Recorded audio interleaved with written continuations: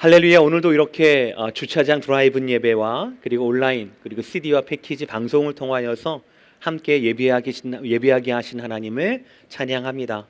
여러분의 삶의 모든 처소가 하나님의 임재를 누리시는 예배 처소가 되기를 바라며, 세상 속에서 예수님을 따르는 제자로서 분투하시는 여러분의 하루하루 그리고 한 걸음 한 걸음 가운데 하나님의 능력과 역사가 함께 하시기를 주의 이름으로 다시 한번 축복합니다. 오늘은 고린도전서 2장 1절에서 5절의 말씀, 성도가 붙들어야 할 오직 한 가지라는 제목으로 하나님 말씀 대언합니다. 오늘 하나님께서 우리에게 주시는 말씀은 고린도 교회를 향한 고린도전서입니다. 신약 시대에 나와 있는 이 고린도 교회는요, 마치 현대 교회의 거울과도 같다라고 할 수 있습니다. 물질적으로는 부유합니다. 문화적으로는 개방적이에요.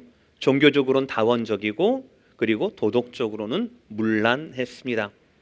고린도라는 그 지역 사회 분위기만 그런 것이 아닙니다. 안타깝게도 고린도 교회도 고린도 지역 사회와 다르지 않았습니다. 고린도 내에 끊임없는 싸움과 분쟁이 있었습니다. 성적 스캔들이 그치지 않았습니다. 결혼과 이혼에 대한 혼란이 있습니다. 여성의 사역에 대해서 오해하고 성령의 은사에 대한 잘못된 가르침이 침투하기도 했습니다. 마치 2000년의 시간을 뛰어넘어서, 공간을 뛰어넘어서 요즘 뉴스와 인터넷을 가득 채우고 있는 교회를 향한 나쁜 스캔들과 나쁜 루머들 그리고 나쁜 뉴스들이 바로 2000년 전 고린도 교회에도 존재했다라는 것이에요. 오늘 말씀은 이러한 혼란들에 대한 영적인 해답입니다. 하나님은 사도 바울을 통하여서 사람의 말과 지혜가 답이 아니라 하나님의 말씀과 지혜가 그 답이라고 오늘 말씀하십니다. 여러분, 2021년 하나님은 우리에게 주일 말씀을 통하여서 거듭 저와 여러분의 정체성은 주님의 부르심에 있고 우리는 그 부르심에 따라 살기로 결단해야 한다라고 말씀하고 계십니다. 오늘 고린도 교회도 마찬가지예요. 문제가 많던 고린도 교회를 향한 이 답도 십자가를 향한 하나님의 그 부르심에서 우리는 해답의 열쇠를 찾을 수 있다라는 것이에요.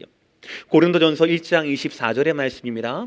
오직 부르심을 받은 자들에게는 유대인이나 헬라인이나 그리스도는 하나님의 능력이요 하나님의 지혜라. 아멘. 사랑하는 성도 여러분, 오늘 혼란스러워하는 것 같은, 좀 지저분해 보이는 것 같은 이 교회를 향한 하나님의 답을, 2000년 전 고린도 교회를 향한 그 하나님의 답을 가슴에 새기시기를 주의 이름으로 축복합니다. 세상 사람들은 다양한 답을 원합니다. 유대인은 표적을 원합니다. 헬라인들은 지혜를 찾는 자들입니다. 그러니 그들 앞에 저주의 상징이었고 나약함의 상징이었던, 실패의 상징이었던 십자가는요, 거치는 것이었고 미련한 것이라는 평가를 받을 수밖에 없었습니다. 그러나 여러분, 구원의 진리는요, 사람들이 찾는다고 찾아지는 것이 아닙니다. 진리는, 구원은 하나님의 것입니다. 우리가 납득한다고, 우리가 이해한다라고, 우리가 필요하다라고 요청하는 복음이 아니라 오늘 말씀처럼 하나님이 부르시고 말씀하시고 주시는 복음, 그 능력과 그 부르심이 중요하다라는 것입니다. 영적으로 혼잡했던 고린도 교회에 바울은 오늘도 복음만 가지고 나아갑니다. 저와 여러분에게도 바울과도 같은 부르심이 있다라는 것을 여러분들 꼭 기억하시기를 바랍니다. 그렇다면 오늘 우리도 바울처럼 사명을 위해서 먼저 감춰야 할 것이 있다라는 것, 이것도 저희와 여러분이 깨달아야 한다라는 것이에요. 첫 번째, 우리는 감춰야 할 것이 있습니다. 오늘 본문 1절의 말씀 다 함께 읽겠습니다. 시작. 형제들아, 내가 너희에게 나아가 하나님의 증거를 전할 때에 말과 지혜의 아름다운 것으로 아니하였나니. 아멘. 사도 바울 그 당시 지식인들은 주로 철학자들이나 운병가들을 뜻했습니다. 그들은 어느 도시를 방문하게 되면 가장 먼저 사람이 많이 모이는 시장이나 광장을 찾았어요. 그리고 자기의 화려한 언변으로 먼저 방문한 그 도시에 대해서 찬사를 보냅니다. 그래서 호감을 얻게 되는 거예요. 그리고 호감을 얻게 되면 자신의 철학과 자신의 새로운 지식을 자랑했습니다. 그들은 이러한 방법으로 후원자를 확보하고 지식인으로서의 자신의 명성을 얻기도 했습니다. 바로 이러한 수사학, 이러한 철학을 오늘 본문에선 말과 지혜의 아름다운 것이라고 표현합니다. 그러나 바울은 이런 것들을 감췄어요. 능력이 없어서가 아니었습니다. 하고 싶은데 할 수 없어서가 아니었습니다. 실제로 바울은 과거 루스드라에서 말씀을 전할 때 그곳 사람들로부터 험해다 라는 그런 칭송을 받기도 했습니다. 험해는 웅변의 신을 말하는 거예요. 사도행전 14장 12절 바나바는 스스라 하고 바울은 그 중에 말하는 자이므로 험해라 하더라. 또 당시 철학의 최고봉이었던 그런 아덴의 아레아바고라고 하는 광장에서 바울은 자신의 철학적 그리고 인문학적 지식을 사용해서 복음을 전하기도 했습니다. 아테네는 모두 아시다시피 철학의 본산입니다. 중심이에요. 그러나 아이러니하게도 한편에서는 수많은 미신과 우상들이 뿌리 내리고 있었습니다. 일설에 의하면 아덴에서 섬기던 우상들이 3만 가지가 넘는다라고 이야기해요. 성경에서는 그래서 자기들이 찾다가 우상을 찾지 못해서 알지 못하는 신이라는 우상을 따로 만들어 놓고 거기에다가 고개를 숙였던 것이 바로 아덴 사람들의 종교성이었다라는 거죠. 바로 그런 곳에서도 바울은 자신의 지식을 통하여 복음을 전했고요. 어느 정도의 열매를 맺기도 했습니다. 사도행전 17장 34절 몇 사람이 그를 친하여 믿으니 그 중에 아레오바고 관원 디오누시오와 다말이라 하는 여자와 또 다른 사람들도 있었더라. 아멘. 사도 바울은 능력이 없어서 감춘 게 아니었습니다. 어떤 목적과 이유 때문에 스스로 감췄던 겁니다. 또다시 여러분들 오늘 본문 3절을 보시길 바랍니다. 고린도전서 2장 3절 내가 너희 가운데 거할 때에 약하고 두려워하고 심히 떨었노라. 사도 바울이 고린도 교회 가운데 있을 때에 약하고 두려워하고 심히 떨었다라고 고백하고 있습니다. 그럼에도 불구하고 고린도 교회 가운데 복음을 전했다라는 이야기가 되겠죠.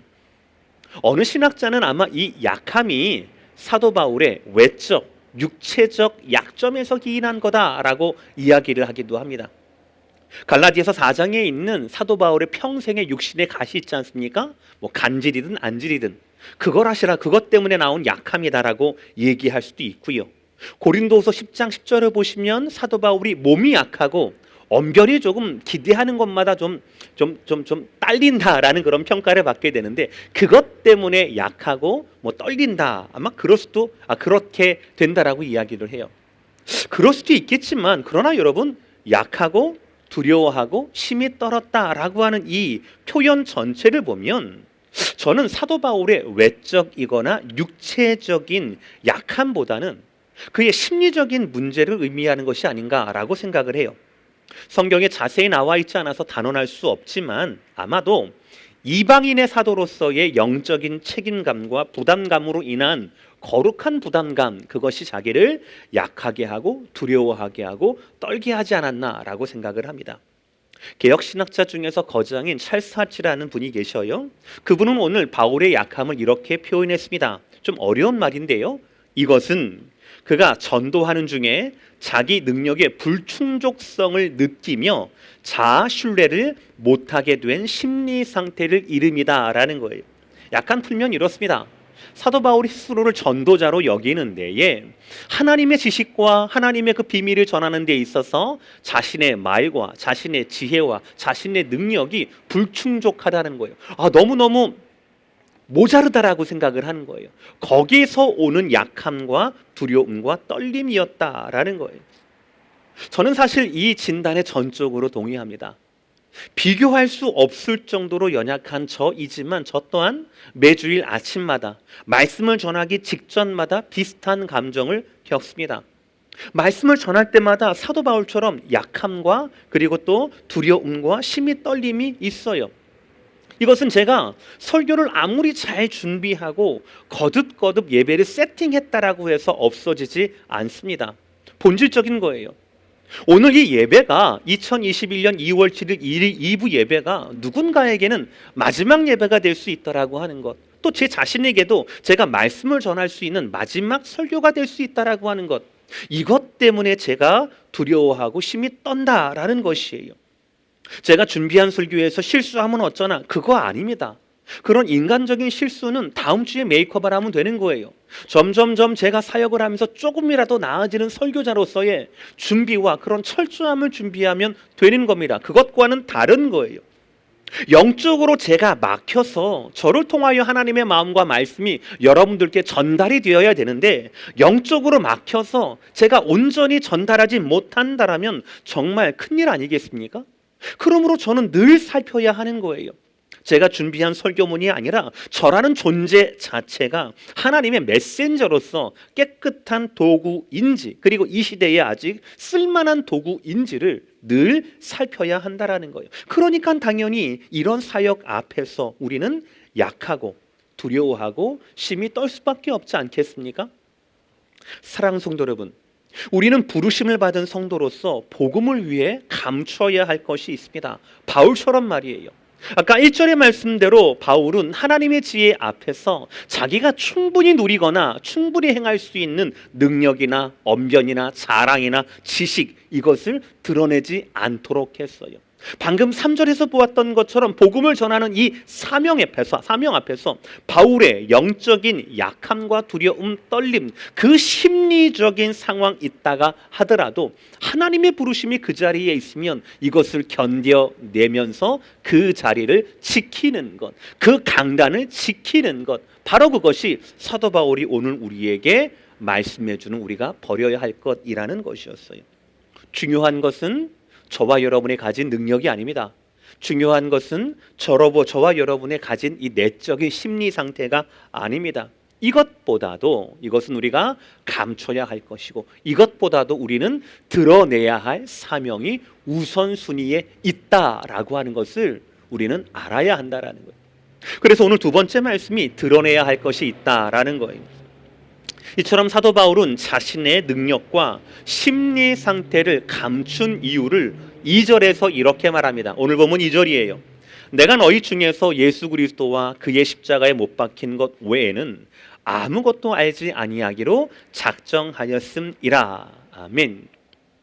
원문을 보시면 오늘 2절의 말씀이 왜냐하면이라는 접속사로 시작을 합니다. 말씀드렸듯이 바울이 수사학의 능력이 없어서가 아니었어요. 이미 능력이 있었고 증명도 되었습니다. 그러나 그는 일부러 자기의 능력을 감추고 사용하지 않았습니다. 왜입니까? 2절을 보니까 자기가 할 수 있는 것보다 더 중요한, 자기가 반드시 드러내야 할 것이 있었기 때문이라는 거예요. 그것이 뭡니까? 예수 그리스도와 그가 십자가에 못 박힌 것이라는 거예요. 바로 복음이라는 거예요. 고린도전서 1장 23절의 말씀, 우리는 십자가에 못 박힌 그리스도를 전하니 유대에게는 거리끼는 것이요 이방인에게는 미련한 것이로되. 아멘. 바울은 복음 그 자체만 전하기로 합니다.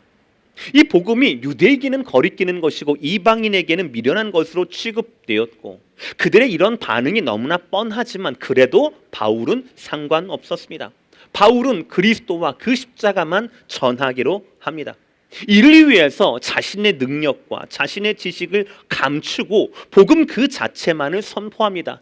이 사명을 위해서 자신의 약함과 두려움과 떨림이라는 심리적인 상태를 무릅쓰고 고린도 교인들에게 나아갔다라는 것이에요. 어떤 면에서는 이 오늘 2절의 말씀, 바울의 이런 선언은 우리를 좀 당혹스럽게 할 수도 있을 것 같아요. 왜냐하면 우리는 어떻게든 복음을 잘 설명하려고 싶은 그런 욕망이 있거든요. 또 사실은 그런 필요가 있기도 합니다. 더 쉽게, 더 낮춰서, 더 문화적으로, 더 칠하고 각색하고, 어떤 분들은 부담되는 복음은 다 빼버리고 말랑말랑하고 만인들이 수용하고 만인들이 기뻐하고 만인들이 환영할 만한 그런 것을 복음이라고 제시하고 싶은 욕망이 있어요. 그것을 지혜라고, 그것을 전략이라고 부를 때가 있습니다. 그리고 이 전략과 지혜를 얻기 위해서 엄청난 투자를 하기도 합니다. 그러나 바울은 능력이 있음에도, 떨림이 있음에도 불구하고 거기에 사로잡히지 않고 오직 예수 그리스도와 그의 십자가만 선포한다라는 거예요. 바울이 택한 것은 설명이 아니었습니다. 선포였습니다. 왜일까요? 저는 수많은 이유들이 있겠지만 그 이유 중에 하나가 이것이라고 생각합니다. 우리 인간의 말과 아름다운 것으로 아무리 완벽한 논리와 미사억으로 설명한다 하더라도 우리 인간의 말로는 복음을 모두 온전히 담을 수 없기 때문이라고 저는 그렇게 믿습니다. 마틴 로이드 존슨 목사님의 타협할 수 없는 진리라는 책이 있어요. 그 책엔 이렇게 말합니다. 복음은 그 자체 완전히 이해하는 것은 우리에게 영원히 불가능한 것이다 라고 말합니다. 그 근거는 성경이에요. 디모데전서 3장 16절 크고다 경건의 비밀이요 그렇지 않다 하느니 없도다.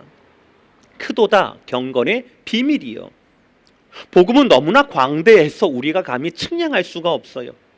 오늘 본문 1절에 나와 있던 고린도전서 2장 1절 형제들아 내가 너희에게 나아가 하나님의 증거를 전할 때에 라는 이 증거가 사실은요 방금 얘기했던 크도다 경건의 비밀이요. 비밀과 증거가 같은 단어예요. 미스테리예요. 같은 단어입니다. 그러니까 비밀이라고 표현된 이 복음은요, 하나님의 이 복음은 결코 단순하다라고 할 수가 없는 거예요. 우리가 알 방법이 없는 거예요. 그러나 복음 자체와 다르게 복음의 기능, 복음의 역할은 조금 다릅니다. 마치 태양과 전기와 같은 거예요. 여러분, 우리가 태양 자체에 대해서 아는 것이 얼마나 있습니까? 별로 없어요. 그 자체의 핵심적인 구조와 본질은 아직까지도 비밀에 많이 남아 있어요. 왜입니까? 다가갈 수가 없어요. 탐구할 수가 없습니다. 탐색할 수가 없어요. 굉장히 제한적입니다. 그냥 멀리서만 바라보고요. 그리고 크기만 특정할 뿐이죠. 전기도 그렇습니다. 우리 전기 자체는 잘 몰라요. 제가 외우다가 못 외워서 베껴 적어 봤어요. 보세요. 전기 자체에 대한 설명입니다. 원자 속에 있는 전자는 양자의 궤도를 1초에 10의 24승에 해당하는 숫자 횟수만큼 회전한다. 뭔 말인지 아시겠습니까? 저는 모르겠어요. 감도 안 잡혀요. 그러나 우리가 태양 그 자체, 전기 자체에 대해서 이렇게 아는 것보다 모르는 게 훨씬 많다 하더라도 태양을 사용하고 전기를 활용하는 것은 아무런 문제가 되지 않습니다. 왜냐하면 다른 것이기 때문이에요. 우리는 다양한 경험과 실험을 통하여서 기술을 통하여서 태양이나 전기의 효과와 기능에 대한 많은 이해가 있고 지식을 쌓았어요. 그래서 생활이 얼마나 편리해지는지 모릅니다. 복음도 그래요. 복음 그 자체는 그야말로 크도다 경건의 비밀이요. 큰 경건의 비밀입니다. 비밀이에요. 아직까지 비밀로만 남아 있어요. 그러나 비밀로만 남아 있는 것이 아니에요. 왜냐하면 하나님께서 우리에게 알려주신 부분이 있기 때문에 그래요. 하나님이 하나님의 비밀을 폭로해 주셨기 때문에 그렇습니다. 그것이 바로 뭡니까? 복음대로 사는 삶이라는 원리예요. 성경의 인물과 사건을 통하여서 우리는 그 원리를 볼 수 있습니다. 신구약의 다양한 시대와 다양한 배경에서 다양한 사람들이 있었지만 그들의 삶을 관통하는 것은 단순한 원리였습니다. 그것이 뭐예요? 하나님의 말씀을 믿음으로 받아들이고 말씀대로 순종하며 사는 삶이라는 것. 이 원리예요. 이 원리는 시대가 변해도 변하지 않는 원리입니다. 이것이 얼마나 기쁜 소식입니까? 복음을 몰라도 복음대로 살 수 있다라는 거예요. 하나님이 그렇게 알려주셨다라는 거예요. 시대가 흐른다 하더라도 사람이 바뀐다 하더라도 복음으로 사는 우리에게는 이 단순한 진리, 믿음으로 사는 삶의 원리가 있다라는 것이고 이것을 붙들면 된다라는 것입니다. 바로 이것이 이 세상 가운데 살아가고 있는 복음대로 살고 싶어하는 우리를 향한 하나님의 기쁜 소식, 좋은 소식, 굿뉴스가 아니겠습니까? 바로 복음이에요, 이 자체가. 그러나 세상 사람들은 이 복음의 단순성을 싫어해요. 특히 사도 바울이 아까 고린도전서 1장 23절과 24절에 지적한 것처럼 유대인과 이방인들은 이 복음의 단순함을 기뻐하거나 찬양하거나 환영하지 않고 오히려 배척합니다. 거리끼는 것이라고, 미련한 것이라고 판단을 해버려요. 그런 자들은 언제나 신앙을 복잡하게 만들어요. 그 결과가 뭡니까? 중세교회입니다. 중세교회는 수많은 의식을 늘렸습니다. 교회 내에 더 많은 조직들을 만들어냈어요. 예배 음악과 예배당 건축과 그 안에 들어가는 미술, 예술은 발전했습니다. 교회의 지도자들은 세속화되었고 권력화가 되어 버렸습니다. 그 결과가 뭐예요? 우리가 지금 목도하는 그 결과가 뭡니까?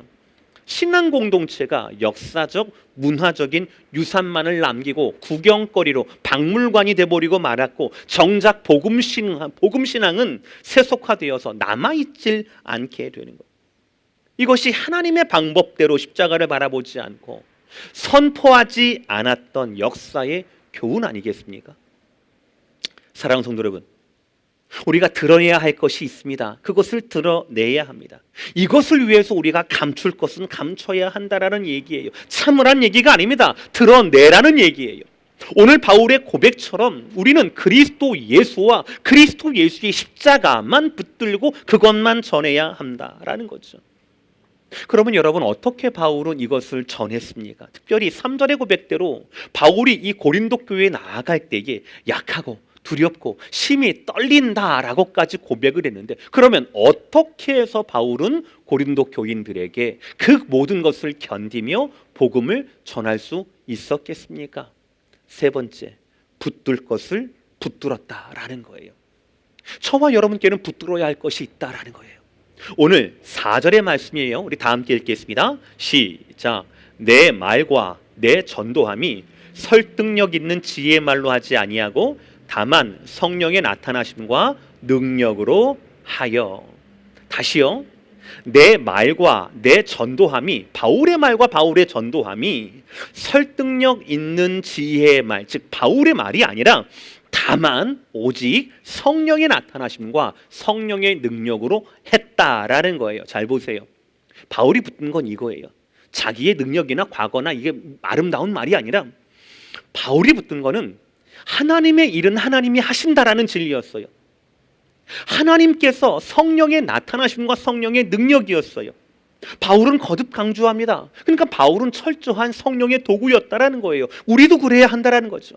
바울은 이 진리를 붙들었어요. 그리고 성령 하나님께 붙들린 것이 바로 바울의 삶이었어요. 여기서 중요한 것은 바로 성령 하나님의 역사입니다. 우리에게는 성령 하나님의 나타나심이 필요해요. 우리가 성령 하나님을 만들어낸 게 아니에요. 심리적인 자격이 아니에요. 우리 성령 하나님을, 잠자던 성령 하나님을 깨워서 발견해낸 게 아닙니다. 예수 안에서, 믿음 안에서 성령 하나님께서 인격적으로 우리에게 스스로 드러내신 거예요. 만나 주신 거예요. 복음 안에서, 예수 안에서 내가 발견된 거예요. 내가 발견된 거예요. 하나님이 나를 발견하신 거예요. 예수 안에서. 사도 바울은 빌립보서에서 이런 원리를 이렇게 증거합니다. 빌립보서 3장 8, 9절. 또한 모든 것을 해로 여김은 내 주 그리스도 예수를 아는 지식이 가장 고상함을 인함이라. 내가 그를 위하여 모든 것을 잃어버리고 배설물로 여김은 그리스도를 얻고 그 안에서 발견되게 함이니. 아멘. 이 말씀의 전 구절을 보시면 바울의 과거, 바울의 스펙이 나옵니다. 8일 만에 할례를 받았던 전통적인 이스라엘 사람이었고요. 베냐민 지파였고요. 바리새인 가문이었습니다. 율법으로는 흠이 없는 자였어요. 율법만 있는 것이 아니라 열심으로는 따라올 자가 없는 것이 인간 바울이었어요. 그러나 바울은 자기의 과거, 자랑할 만한 모든 과거들을 해로운 것으로, 심지어는 배설물처럼 취급합니다. 그 이유가 더 중요한 거예요. 왜요? 바울은 예수를 아는 지식이 어떤 것보다도 고상하다라는 것을 알았기 때문이에요. 그리고 예수를 아는 지식 가운데 내 정체성이 그 가운데 발견된다라는 것을 바울은 알았기 때문이에요. 진짜 나라는 정체성은 내 과거에, 내 스펙에, 내 가문에, 내 소유에, 내 열심과 의지에 있는 것이 아니라 예수 안에서 발견된 내가 진짜 나이기 때문이었다라는 겁니다. 팀 켈러 목사님의 책 중에 답이 되는 기독교라는 책이 있어요. 그 책에서 이렇게 말합니다. 기독교적 정체성은 성취하는 것이 아니라 받는 것이라고 설명을 합니다. 다른 종교는요, 개인의 도덕적인 열심이나 이런 노력들, 그리고 종교 의식에 참여함으로써 스스로 구원을 성취해야 합니다. 이 생이 안 되면 다음 생에, 다음 생에, 다음 생에 이렇게 해야 한다라는 것이죠. 그러나 기독교는 다릅니다. 빌립보서와 오늘 본문 고린도전서 2장처럼 그리스도인은요, 그리스도 안에서 발견되는 거예요. 하나님이 저와 여러분을 존중하시고 사랑하시는 근거는 우리의 노력이나 성품 때문이 아니에요. 의지 때문이 아닙니다. 내가 믿음으로 그리스도 안에 있다라고 하는 것, 이 한 가지가 우리가 하나님의 사랑을 받는 전부라는 거예요. 내 과거가 스펙이 능력이 아닙니다. 예수를 믿는 내 믿음이 전부라는 거예요. 소크라테스가 외쳤던 너 자신은 알라라는 것은 물론 아주 훌륭한 충고입니다. 그러나 그것으로는 구원을 가져다 줄 수가 없어요. 여러분은 스스로를 잘 알면 잘 알수록 무엇만 더 생깁니까? 욕망만 더 생기지 않지 않습니까? 불만만 더 생기지 않지 않습니까? 내 인생 원래 이런 것이 아닌데 아쉬움만 더 생기지 않지 않습니까? 그게 아니에요. 나의 정체성은 나에 있지 않습니다. 나의 정체성은 예수 안에 있는 거예요. 우리가 예수를 그리스도로 알고 그 안에서 발견돼 가는 겁니다. 사랑하는 성도 여러분, 성도는 예수 믿는 믿음 안에서 발견됩니다. 하나님으로부터 발견됩니다. 그래서 이 믿음은, 우리가 가진 믿음은 하나님의 능력하고 연결되는 믿음이라는 거예요. 우리가 이것을 붙들어야 한다라는 것입니다. 오늘 마지막 절 5절을 보세요. 너희 믿음이 사람의 지혜에 있지 아니하고 다만 하나님의 능력에 있게 하려 하였노라. 아멘. 이것이 사도 바울이 붙들었던, 그리고 우리가 붙들어야 할 유일한 진리, 하나님 능력의 비밀입니다. 우리의 믿음이 우리의 의지나 우리의 스펙이나 우리의 부모님 때문에 좌우되거나 결정되는 것이 아니라 우리를 부르신, 후회함 없이 부르신 하나님의 부르심 가운데, 하나님의 능력 가운데 그 결과로 저와 여러분의 믿음이 존재한다라는 사실인 겁니다. 그래, 내가 조금 시험 당한다 하더라도, 내가 부모님에게, 교회가 좀 실망한다 하더라도, 심지어 내가 목사에게 실망한다 하더라도 그 믿음은 훼손당하면 안 된다라는 것이죠. 비록 우리의 신앙이, 우리의 교회가 시대와 불화한다 하더라도 그런 상황이 하나님의 능력을 가리울 순 없다라는 위로의 말씀이 되는 겁니다. 오늘 말씀 마무리하겠습니다. 당시 고린도 교회는 문제가 정말 많은 교회였어요. 그 귀한 세례, 그 귀한 성찬, 이것조차도 당이 나뉘어지고 패가 나뉘어지는 교회가 바로 고린도 교회였습니다. 평생 한 번 그토록 귀한 회개의 징표이며 은혜의 수단인 세례조차도 인간적인 분쟁의 도구가 되는 것이 바로 고린도 교회에 관통했던 죄성이고, 죄송하지만 지금까지 우리와 우리 조이에 발견되는 죄성이기도 합니다. 그러므로 사랑하는 성도 여러분, 교회의 죄성과 우리의 연약함이 발견됐다고 해서 놀라지 마세요. 2000년 전에 하나님께서는 사도 바울을 통하여서 우리 가운데 세 가지 해결책을 말씀해 주신다라는 거예요. 고린도 교회 안에서도, 고린도 교회를 향하여서도 사도 바울은 첫 번째 무엇을 했습니까? 감출 것은 감췄습니다. 복음 앞에서 자기가 할 수 있는, 자기가 인정받을 수 있는 모든 능력들을 감추었어요. 그 복음 때문에 자기가 약하고 떨리고 하기 싫지만 그럼에도 불구하고 이 사명 때문에 고린도 교회 가운데 존재했다라는 거예요. 이 모든 것들을 감췄다라는 겁니다. 두 번째, 감추는 것이 중요한 게 아니에요. 감추는 자체가 중요한 게 아닙니다. 겸손이란 이름으로, 도덕이란 이름으로, 인격이란 이름으로 중요한 것이 아니에요. 무엇을 위해 감췄습니까? 드러내야 할 것 때문에, 복음 때문에, 사명 때문에 사도 바울은 감추었다라는 거예요. 오늘 사도 바울은 예수만 드러냅니다. 그 십자가만 드러냅니다. 하나님이 계시하시고 알려주신 이 예수와 십자가만 드러내기를 원해서 그는 철저히 다른 모든 것들은 감추었다라는 겁니다. 이 힘든 싸움 가운데 세 번째, 바울은 붙들어야 할 것을 분명하게 붙들었다라는 거예요. 오늘 4절 마지막 문장과 5절 마지막 문장은요, 같은 구문이에요. 4절 마지막, 다만 성령의 나타남과 능력으로 하여. 5절 다만 하나님의 능력에 있게 하려 하였노라. 사도 바울은 거듭거듭 다만 사람의 말이 아니야. 다만 성령의 나타남이야. 사람의 지식이 아니야. 다만 하나님의 능력이야 라고 말씀하고 있다라는 거예요. 사도 바울은 이것을 붙들었어요. 다만 유일한 우리의 믿음과 유일한 우리의 믿음의 원인은 성령 하나님의 나타나심이고 바로 하나님의 능력이야 라고 하는 이 말씀을 우리 가운데 전하고 붙들었다라는 것이에요. 사랑하는 성도 여러분, 어떠한 상황, 어떤 처지에 있다 하더라도 우리의 삶에는 성령 하나님의 나타나심이, 그리고 우리의 믿음에는 하나님의 능력이 나타나야 할 것입니다. 이 원리를 믿고 감출 것은 감추고 드러내야 할 복음을 드러내시며 붙들어야 할 이 영적 원리와 진리를 붙드시는 저와 여러분, 그래서 이 시대가 조금 우울하다 하더라도 팬데믹 때문에 아니면 좀 잘못된 양태로 인하여 신앙생활하는 수많은 우리 조국 교회 때문에 우리의 마음이 조금 우울하다 하더라도 그분들을 위해서 같이 기도하고 같이 반성할 것을 반성하며 더욱더 분명하게 붙잡을 것은 붙잡을 수 있는 저와 여러분, 우리 모든 오렌지 카운티 제2자누교회 성도들 되시기를 주의 이름으로 축복합니다. 기도하시겠습니다.